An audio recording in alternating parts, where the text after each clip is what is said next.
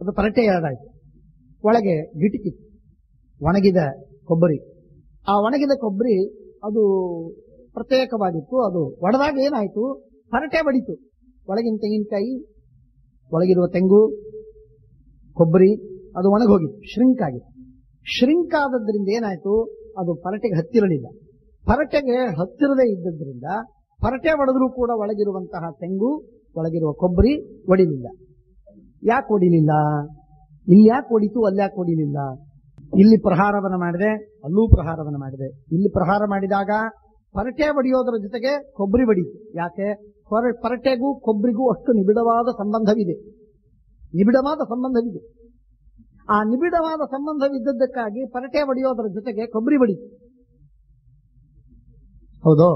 ಆದರೆ ಇಲ್ಲಿ ಒಳಗೆ ತೆಂಗು, ಕೊಬ್ಬರಿ ಅದು ಶ್ರಿಂಕ್ ಆಗಿದೆ, ಒಣಗೋಗಿದೆ, ಸ್ವಲ್ಪ ಮುದ್ದಿಯಾಗಿದೆ.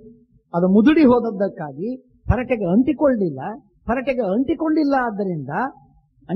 ಆದ್ದರಿಂದ ಒಡೆದ್ರೂ ಕೂಡ ಪರಟೆ ಬಡಿತು, ಎರಡು ಭಾಗವಾಯಿತು. ಒಳಗಿನ ಕೊಬ್ಬರಿ ಹಾಗೆ ಗಿಟುಕು ಹೊರಗೆ ಬಂತು. Exactly the same thing applies. This analogy applies to the body, mind and soul. ನಮ್ಮ ಬಾಡಿ, ಮೈಂಡ್, ದೇಹ ಮತ್ತು ಮನಸ್ಸು ಇವೆರಡೂ ಕೂಡ ದೂರವಾಗಿ ಬಿಡುತ್ತೆ. ಆತ್ಮ ಬೇರೆ ಆಗ್ತಾನೆ. ಯಾವಾಗ ಆತ್ಮ ಬೇರೆ ಆಗಿರ್ತಾನೋ ಈ ದೇಹದ ಮೇಲೆ ಅಷ್ಟು ಸಂಬಂಧ ಪಡುವುದಿಲ್ಲ, ಅಷ್ಟು ಅಭಿಮಾನ ಮಾಡುವುದಿಲ್ಲ. ಆಗ ಅಭಿಮಾನ ಇಲ್ಲ, ವೈರಾಗ್ಯವಿದೆ, ತ್ಯಾಗವಿದೆ. ಆ ಅಭಿಮಾನ ತ್ಯಾಗದ ಒಂದು ಇನ್ಸುಲೇಷನ್ ಮಾಡಿದಾಗ ಅವನಿಗೆ ಹೊರಗಿರುವ ಯಾವ ವಸ್ತುಗಳ ಪ್ರಭಾವ ಆ ಆತ್ಮನಿಗೆ ಆಗುವುದು ಸಾಧ್ಯವಿಲ್ಲ. ಮನಸ್ಸಿನಲ್ಲಿ ವಿಕಾರವಾಗುತ್ತೆ, ಆತ್ಮನಿಗೆ ಆಗುವುದಿಲ್ಲ. ಈ ಕಾರಣದಿಂದಾಗಿ ಅವನು ಶುದ್ಧನಾಗ್ತಾನೆ. ಈ ಮಾತನ್ನ ಗೀತಾ ತಾತ್ಪರ್ಯದ 2ನೇ ಅಧ್ಯಾಯದಲ್ಲಿ ಶ್ರೀಮದಾಚಾರ್ಯರು ಬಹಳ ಮಹತ್ವದ ಮಾತಿದು ಪಾಂಡವರ ಬಗ್ಗೆ ಹೇಳ್ತಾರೆ. ಅಂದ್ರೆ ಪಾಂಡವರಿಗೆ ದುಃಖವಾಯಿತೋ ಇಲ್ಲೋ ಅಂತನ್ನುವುದು ಬಹಳ ಮಹತ್ವದ ಪ್ರಶ್ನೆ ಇದು. ಯಾಕೆ ಪ್ರಶ್ನೆ ಅಂತಂದ್ರೆ, ಪಾಂಡವರಿಗೆ ಅಲ್ರಿ ಎಲ್ಲ ಮಹಿಳೆಯರು, ಭಾರತೀಯ ಮಹಿಳೆಯರು ಎಷ್ಟು ಪುಣ್ಯವಂತರಾಗಿದ್ದಾರೆ. ದ್ರೌಪದಿ ಜನರ ಸಭೆಯಲ್ಲಿ ಇಷ್ಟು ಅವಮಾನವನ್ನ ಹೊಂದಬೇಕಾದ್ರೆ ಅವಳಿಗೆ ಅಷ್ಟು ಪಾಪ ಮಾಡಿರ್ಬೇಕಲ್ಲ ಅವಳು ಅಂತ. ಸಾಮಾನ್ಯವಾಗಿ ನಾವು ಅವಳ ದುಃಖದಿಂದ ಅವರ ಪಾಪವನ್ನು ಊಹೆ ಮಾಡ್ತೇವೆ. ಹಾಗಾದರೆ ದ್ರೌಪದಿ ದೇವಿಗೆ ಇಷ್ಟು ದುಃಖವಾಗಿದೆ, ಆದ್ದರಿಂದ ಅಷ್ಟು ಪಾಪವನ್ನು ಮಾಡಿದ್ದಾರೆ. ಪರಶುಕ್ಲತ್ರಯರಲ್ಲಿ ಸೇರಿದಂತಹ ದ್ರೌಪದಿ ದೇವಿ ಇಷ್ಟು ಪಾಪವನ್ನು ಮಾಡಿದ್ದಾರೆ ಅಂತ ಅನ್ನೋದು ಊಹೆ ಮಾಡಲಿಕ್ಕೂ ಆಗದೇ ಇದ್ದ ಮಾತು. ಪಾಂಡವರು ಇಂಥ ಉತ್ತಮರಾದವರು, ಇಷ್ಟೆಲ್ಲ ಪಾಂಡವರು ಇಷ್ಟು ಧರ್ಮವನ್ನು ಮಾಡಿದ್ರು, ಕೃಷ್ಣ ಪ್ರಿಯರಾಗಿದ್ರು ಕೂಡ ಅವರು ದುಃಖವನ್ನು 12 ವರ್ಷ ವನವಾಸ, 1 ವರ್ಷ ಅಜ್ಞಾತವಾಸದಷ್ಟು ದುಃಖವನ್ನು ಅನುಭವಿಸುವ ಪ್ರಸಂಗ ಬರುತ್ತೆ ಅಂತಂದ್ರೆ ಅವರಷ್ಟು ಪಾಪವನ್ನು ಮಾಡಿದ್ದಾರೆ ಅಂತ ನಾವು ಲೆಕ್ಕವನ್ನ ಮಾಡಿಕೊಳ್ಳಬಾರದು ಅನ್ನುವುದಕ್ಕಾಗಿ ಈ ಮಾತನ್ನು ನೋಡಿದ್ದಾರೆ. ಅದರ ಅರ್ಥ ಅವರಿಗೆ ದುಃಖ ಏನೂ ಆಗಿಲ್ಲ.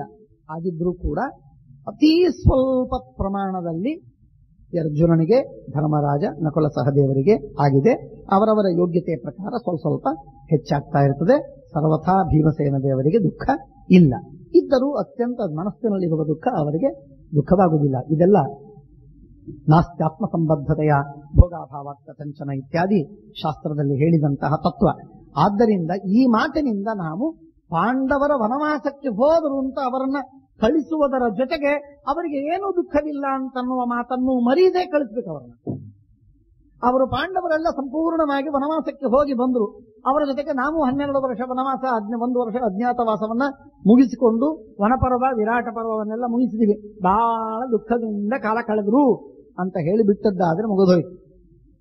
ಮೂಲ ಸಿದ್ಧಾಂತಕ್ಕೆ ವಿರುದ್ಧವಾಗಿ, ಮಹಾಭಾರತದ ಸಿದ್ಧಾಂತ, ಗೀತೆಯ ಸಿದ್ಧಾಂತಕ್ಕೆ ವಿರುದ್ಧವಾಗಿ ನಾವು ತಿಳಿದುಕೊಂಡಂತೆ ಆಗತ್ತೆ. ಆದ್ದರಿಂದ ನಾಸತೋ ವಿದ್ಯತೆ ಭಾವ ನಾಭಾವೋ ವಿದ್ಯತೆ ಸತಃ ಉಭಯೋರಪಿ ದೃಷ್ಟೋಂತ ಸ್ವನಯೋಸ್ತತ್ವದರ್ಶಿ. ಆದ್ದರಿಂದಾಗಿ ಈ ಮಾತನ್ನ ಶ್ರೀಮದಾಚಾರ್ಯರು ಒಂದೇ ಮಾತು ಹೇಳ್ತಾ ಇದ್ದಾರೆ. ತತಸ್ತುತೆ ಸರ್ವ ಜಗನ್ನಿವಾಸಂ ನಾರಾಯಣಂ ನಿತ್ಯ ಸಮಸ್ತ ಸದ್ಗುಣಂ ಸ್ವಯಂಭು ಶರವಾದಿಭಿರರ್ಚಿತಂ ಸದಾ ಭಕ್ತ್ಯಾ ಅಸ್ಮರನ್ ಭಕ್ತ ಭವಾಪಹಂ ಪ್ರಭುಂ. ಭಕ್ತರ ಕಷ್ಟಗಳನ್ನು ಪರಿಹರಿಸುವ, ಭಕ್ತರ ಭಯವನ್ನು ಪರಿಹರಿಸುವ ಭಗವಂತನ, ಸರ್ವಸ್ವಾಮಿಯಾದ ಪರಮಾತ್ಮನನ್ನ ಭಕ್ತಿಯಿಂದ ಸ್ಮರಣೆ ಮಾಡ್ತಾ ಅವರು ಕಾಲ ಕಳೆದರು. ಸಮಗ್ರವಾದ 12 ವರ್ಷದ ವನವಾಸದಲ್ಲೂ ಕೂಡ ನಿರಂತರವಾಗಿ ಧ್ಯಾನೇನ ಅಭ್ಯರ್ಚನೇನವ ಇತ್ಯಾದಿಯಾಗಿ ಮುಂದೆ ಹೇಳುವವರಿದ್ದಾರೆ. ಮಹಾಭಾರತದಲ್ಲಿ ಆ ಮಾತು ಬರ್ತದೆ. ನೀವೆಲ್ಲ ಹೇಗೆ ಕಾಲ ಕಳೆದಿರಿ ಅಂತ ಕೇಳಿದರೆ, ನಾವು ನಿರಂತರವಾಗಿ ಭಗವಂತನ ಧ್ಯಾನ, ಭಗವಂತನ ಅರ್ಚನೆ, ಪರಮಾತ್ಮನ ಜಪ ಹಾಗೂ ವೇದಶಾಸ್ತ್ರಾದಿಗಳ ಅಧ್ಯಯನ ಇವುಗಳಿಂದ ನಾವು ವನವಾಸವನ್ನು ಕಳೆದದ್ದಾಯಿತು. ಕಷ್ಟ ಬಂದಾಗ ಕಾಲ ಕಳೆಯುವುದಕ್ಕೆ ಉತ್ತಮವಾದ ಉಪಾಯ ಏನು? ಕಷ್ಟ ಬಂದಾಗ ಕಾಲ ಕಳೆಯುವುದಕ್ಕೆ ಉತ್ತಮವಾದ ಉಪಾಯ. ಕಷ್ಟದ ಬಗ್ಗೆ ನಾವು ಆಲೋಚನೆ ಮಾಡ್ತಾ ಇದ್ರೆ ಕಷ್ಟ ಹೆಚ್ಚಾಗುತ್ತೆ, ಮಲ್ಟಿಪ್ಲೈ ಆಗುತ್ತೆ.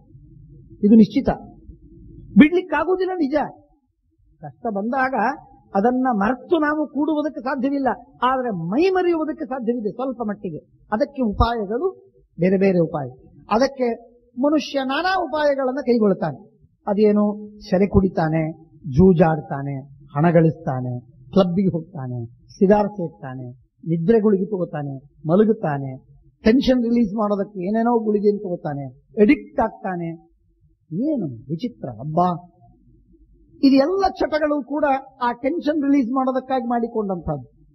ಮನುಷ್ಯನ ಮನಸ್ಸು ಡೈವರ್ಟ್ ಆಗಬೇಕು ಅಂತ ಅನ್ನುವುದಕ್ಕೆ ಇವತ್ತು ಆಧುನಿಕ ಮನುಷ್ಯನಿಗೆ ಅತ್ಯಂತ ಕ್ಷುದ್ರ ಉಪಾಯಗಳನ್ನು ಬಿಟ್ಟು ಉದಾತ್ತವಾದ ಉಪಾಯಗಳೇ ಗೊತ್ತಿಲ್ಲ. ದುರ್ದೈವದ ಸಂಗತಿ. ಯಾವನಿಗೆ ಕಷ್ಟವಾಗಿದೆ ಅವನು ಒಂದು ದಿನ ಭಜನೆಗೆ ಬಂದು ಕೂತ್ಕೊಳ್ಳಿ, ಮನಸ್ಸಿಗೆ ಸಮಾಧಾನವಾಗುತ್ತೋ ಇಲ್ಲ ನೋಡಿ. ಯಾವನಿಗೆ ಮನಸ್ಸಿಗೆ ಅಸಮಾಧಾನವಾಗಿದೆ ಅವನು ವೇದ ಪಾರಾಯಣವನ್ನು ಕೇಳಿ, ಮನಸ್ಸಿಗೆ ಸಮಾಧಾನವಾಗಲಿಲ್ಲ ಅಂದ್ರೆ ನೋಡಿ. ಯಾವ ಸೈಡ್ ಇಫೆಕ್ಟ್ ಇಲ್ಲದೆ, ಮನಸ್ಸಿಗೆ ಅಪಾಯ ಮಾಡದೆ, ದುಷ್ಟ ಪರಿಣಾಮವನ್ನು ಮಾಡದೆ, ಎಡಿಕ್ಷನ್ ಆಗದೆ, ಡ್ರಗ್ಗು ಪಿಗ್ಗು ಯಾವ ಕೆಟ್ಟದ್ದೂ ಆಗದೆ ನಮಗೆ ಹಿತವನ್ನು ಮಾಡತಕ್ಕ ಉತ್ತಮವಾದಂತಹ ಸೊಲೇಸ್ ನಮಗೆ ಸಿಗುವುದು ಶಾಸ್ತ್ರದಿಂದ, ಧರ್ಮದಿಂದ, ದೇವರಿಂದ, ಭಕ್ತಿಯಿಂದ, ಉಪಾಸನೆಯಿಂದ, ಧ್ಯಾನದಿಂದ, ಜಪದಿಂದ, ದಾನದಿಂದ. ಈ ಉದಾತ್ತವಾದ ಉತ್ತಮವಾದ ಸನ್ಮಾರ್ಗದ ಈ ದುಃಖ ಪರಿಹಾರಕ ಸಾಧನಗಳನ್ನ, ಉಪಾಯಗಳನ್ನ ಬಿಟ್ಟು ಮನುಷ್ಯ ದುರ್ಮಾರ್ಗಕ್ಕೆ ಹೋಗಿ ಕೆಟ್ಟ ಚಟಗಳಿಗೆ ಬಲಿಯಾಗ್ತಾನಲ್ಲ, ಇದಕ್ಕೇನು ಹೇಳಬೇಕು?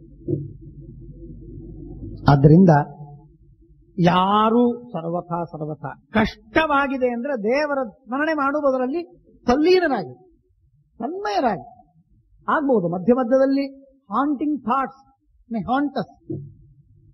ಕೆಟ್ಟ ವಿಚಾರಗಳ ನಮ್ಮ ಮನಸ್ಸಿನೊಳಗೆ ಬಂದು ಮತ್ತೆ ನಮ್ಮನ್ನು ಪೀಡಿಸಬಹುದು, ತೊಂದರೆ ಕೊಡಬಹುದು, ಅಯ್ಯೋ ಅಂತ ದುಃಖವಾಗಬಹುದು ಮಧ್ಯದಲ್ಲಿ ಆಗಲಿ. ಆದರೆ ಗರಿಷ್ಠ ಪಕ್ಷಕ್ಕೆ ಒಂದು 30 ಭಾಗ, 50 ಭಾಗ, 80 ಭಾಗವಾದರೂ ನಾವು ಡೈವರ್ಟ್ ಆಗುವುದು ಸಾಧ್ಯವಾದರೆ ಏನ್ ಕಮ್ಮಿ. ಆದ್ದರಿಂದ ಈ ಮಾತನ್ನು ನಾವು ನೆನಪಿನಲ್ಲಿಟ್ಕೊಂಡಾಗ ಉತ್ತಮವಾದಂತಹ ಸಾಧನೆ. ಹಾಗಾಗಿ ಅದನ್ನು ನಾನು ಮತ್ತೆ ತಿಳಿಸಬೇಕು. ಭಕ್ತ್ಯಾ ಅಸ್ಮರನ್ ಭಕ್ತ ಭವಾಪಹಂ ಪ್ರಭುಂ. ಆದ್ದರಿಂದ ಆ ರೀತಿಯಾಗಿ ಸುಖವಾಗಿ ಇರ್ತಾ ಇದ್ದಾರೆ. ಇಷ್ಟೆಲ್ಲವನ್ನು ಮಾಡಿಕೊಂಡು ಅವರು ಒಳಗೆ ಪ್ರವೇಶ ವನದಲ್ಲಿ ಪ್ರವೇಶ ಮಾಡ್ತಾ ಇದ್ದಾರೆ. ಕಿರಿಮೀರ ಬಂದ, ಮಧ್ಯದಲ್ಲಿ ಕಿರಿಮೀರ ಬಂದು ತಡೆದು ನಿಲ್ಲಿಸಿ, 2 ಬಾಹುಗಳಿಂದ ಗಟ್ಟಿಯಾಗಿ ತಡೆದು ನಿಲ್ಲಿಸಿದ.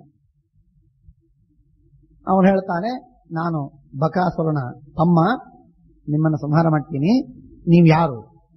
ಮೊದಲು ಕೇಳ್ತಾನೆ, ನೀವು ಯಾರು, ನಿಮ್ಮ ಪರಿಚಯ ಹೇಳಿ ಅಂತಂದಾಗ ಧರ್ಮರಾಜ, ಮಹಾಭಾರತ ಹೇಳ್ತದೆ, ತನ್ನ ಕುಲಗೋತ್ರಾದಿಗಳನ್ನೆಲ್ಲ ಹೇಳ್ತಾನಂತೆ. ತಮ್ಮ ಕುಲಗೋತ್ರಾದಿಗಳನ್ನೆಲ್ಲ ಹೇಳ್ತಾನೆ ಪರಿಚಯ. ನಾವಿಂಥ ವಂಶದವರು, ನಮ್ಮ ತಂದೆ ಪಾಂಡುರಾಜ, ಅವನ ಮಕ್ಕಳು ನಾನು ಧರ್ಮರಾಜ, ಇವನೇ ಭೀಮ, ಇವನು ಅರ್ಜುನ, ನಕುಲ ಸಹದೇವ, ದ್ರೌಪದಿ ಅಂತ ಪರಿಚಯ ಮಾಡಿಸಿಕೊಡ್ತಾನೆ. ಅದಾದ ಮೇಲೆ ಅವನಿಗೆ ನೆನಪಾಯ್ತು, ಓಹೋ ಬಕಾಸುರನ ನೀನೇ ನಾ ಕೊಂದದ್ದು ಅಂತ ಹೇಳಿದಾಗ, ಹೌದು ಅಂತಂತಾನೆ ಭೀಮ. ಹೌದು, ಬಕಾಸುರನನ್ನು ಕೊಂದವನು ನಾನೇ. ಅಂದಾಗ ನಿನ್ನನ್ನು ಸಂಹಾರ ಮಾಡ್ತೀನಿ. ಬಕಾಸುರ ನಮ್ಮ ಅಣ್ಣ ತಿಳಿತೆ, ಹಿಡಿಂಬಾಸುರ ನನ್ನ ಗೆಳೆಯ, ಆಮೇಲೆ ಸಖ, ಇವರೆಲ್ಲರನ್ನು ನೀನು ಸಂಹಾರ ಮಾಡಿದ್ದಿ. ಆದ್ದರಿಂದ ನಿನಗೆ ನಮ್ಮ ಗೆಳೆಯನ ತಂಗಿಯನ್ನು ನೀನು ಅಪಹಾರ ಮಾಡಿದ್ದಿ, ಹಿಡಿಂಬಿಯನ್ನ ಅಪಹಾರ ಮಾಡಿದ್ದಿ, ಮದುವೆ ಮಾಡ್ಕೊಂಡಿದ್ದಿ. ಆದ್ದರಿಂದ ನಿನ್ನನ್ನು ಚೆನ್ನಾಗಿ ಸಂಹಾರ ಮಾಡಿ ನಮ್ಮ ಅಣ್ಣನಿಗೆ ತರ್ಪಣೆ ಕೊಡ್ತೀನಿ ಅಂತ ಹೇಳಿ ಯುದ್ಧಕ್ಕೆ ಬರ್ತಾನೆ. ಘನಘೋರವಾದ ಯುದ್ಧವಾಗತ್ತೆ. ಮಾಯಾನೇ ಯುದ್ಧವನ್ನು ಮಾಡ್ತಾನೆ.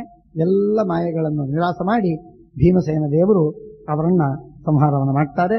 ಇಷ್ಟು ಮಹಾಪರಾಕ್ರಮಿಗಳಾಗಿರತಕ್ಕಂಥವರು ಕಿರಿಮೀರನನ್ನು ಸಂಹಾರ ಮಾಡಿದ ಮಹಾಪರಾಕ್ರಮವಿದೆ ಭೀಮಸೇನಿಗೆ.